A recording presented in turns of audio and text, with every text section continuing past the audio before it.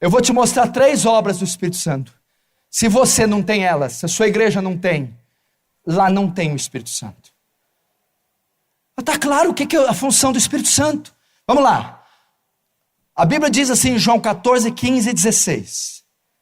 O Consolador, Paracletos, Espírito Santo, quando vier, primeiro, convencerá o homem do pecado, da justiça e do juízo.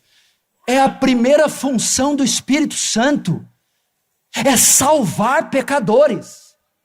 É convencer prostitutas, bêbados, drogados, rebeldes, desviados, ateus, do evangelho, da salvação. É convencer do pecado, é falar do pecado. Querido, vou te dizer algo. Se o seu pastor, pregador, banda famosa, livro, diz que é cheio do Espírito Santo, mas não menciona sobre o pecado, não prega sobre o pecado, não ensina sobre o pecado, não fala nada do pecado, ele não tem nada do Espírito Santo. Porque o Espírito Santo revela o pecado, mostra o pecado, convence do pecado. Primeira obra do Espírito Santo é regenerar homens, transformar homens, justificar homens, dar nova vida aos homens, levá-los ao arrependimento e à fé. Segunda obra do Espírito Santo. O Espírito Santo, quando vier, convencerá o homem do pecado, justiça e juízo. E vos fará lembrar, vos ensinará todas as coisas que tenho dito. O que Jesus disse? A palavra. O Espírito Santo aponta para a palavra. Irmão, as igrejas estão tão cheias do Espírito Santo que não tem pregação. O autor da Escritura está dizendo para não ler ela.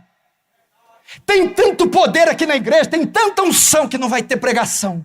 Mas Jesus disse que ele, quando vier, aponta para a palavra. Uma igreja cheia do Espírito Santo tem fome da palavra.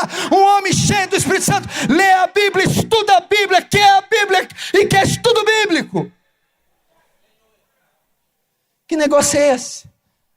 Tem Espírito Santo, mas ninguém estuda. Ninguém faz a exegese, a hermenêutica, ninguém lê livros, ninguém se gradua, ninguém gasta 1, 2, 3, 5, 10 horas debruçado estudando esse livro. Quando uma igreja está cheia do Espírito Santo, quando um pastor está cheio do Espírito Santo, quando um congresso está cheio do Espírito Santo, a convergência é a palavra. As crianças estão lendo a palavra, os idosos estão lendo a palavra, pastores estão lendo a palavra, a comunidade tem fome da palavra, fome de estudar, fome de interpretar, fome de memorizar, fome da palavra. É uma igreja que é avivada na palavra, um avivamento bíblico ocorre. Terceiro, quando ele vier, convencerá do pecado, fará lembrar o que eu disse, e me glorificará. Opa! Me glorificará. O Espírito Santo aponta para Jesus. O Espírito Santo não glorifica Ele mesmo.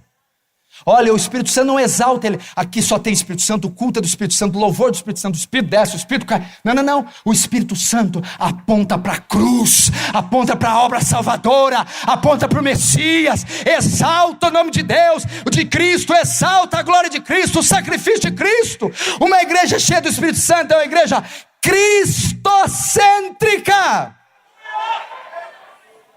Agora que negócio é esse que o Espírito que só fala do Espírito, só fala da unção, só fala da cura, prega da cura, ensina, conferência da cura, do milagre, das ações do Espírito? Não, o Espírito Santo aponta para o Messias, o Espírito Santo aponta para Cristo, o Espírito Santo nos leva para a expiação, para a morte, sepultamento, ressurreição de Cristo. Os atributos de Deus. Primeiro, ignorância quanto ao culto. Segundo, quanto aos atributos de Deus. É isso mesmo, né? Falei só 2? Qual que eu falei? O Espírito Santo, o culto e os atributos. Terceiro. Quarto, ignorância quanto ao louvor. Agora eu pego todo mundo.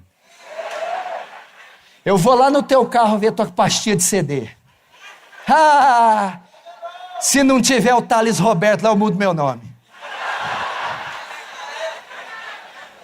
Eu vou dizer uma coisa, se você está ouvindo isso aí, você não precisa de libertação, não. É psiquiatria. Psiquiatria. Tá assim já. Pode internar, camisa de força. Perdeu o juízo, perdeu, caiu, bateu a cabeça, caiu do berço. É o neurisma. Louvor. Eita, que coisa gloriosa, o louvor de hoje. Pai das eternidades. Ignorância quanto ao louvor. Louvor hoje é um mercado multimilionário, depravado, vulgar, materialista, capitalista. Primeiro, o louvor contemporâneo, o movimento gospel brasileiro é depravado, dá náuseas. A quantidade de ímpios não conversos que integra esse louvor contemporâneo é absurda. Gente que não tem compromisso com a verdade, que não tem ética, não tem caráter, não tem teologia e não tem conversão. As músicas que eles cantam são antropocêntricas. É tudo para mim. Olha para mim, em mim, meus sonhos. Restitui. Eu quero de volta o que é meu. O que é seu é só a ira de Deus, tá? Só isso que é seu.